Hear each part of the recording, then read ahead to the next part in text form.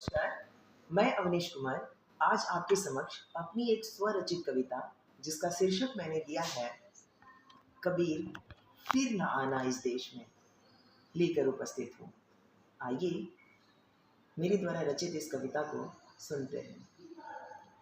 रंजिशें बढ़ने लगी है अब इस देश में, रंजिशें बढ़ने लगी हैं अब इस देश में, बात बात में धार्मिक उन्माद का आतंक दिखने लगा है अब इस देश में।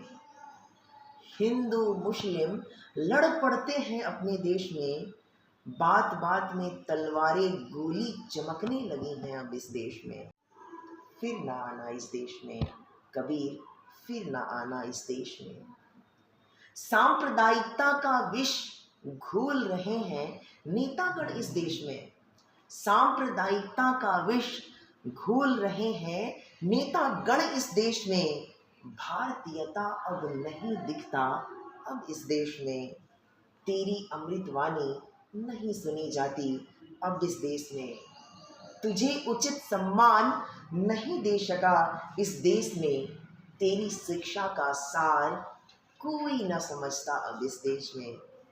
कबीर फिर न आना इस देश में, कबीर फिर न आना इस देश में। राम रहीम कृष्ण करीम अब न एक इस देश में, राम रहीम करीम अब न एक इस देश में, बात बात में तलवारें गोली निकल जाती हैं अब इस देश में।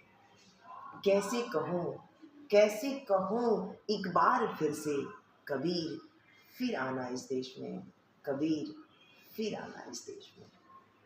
धन्यवाद।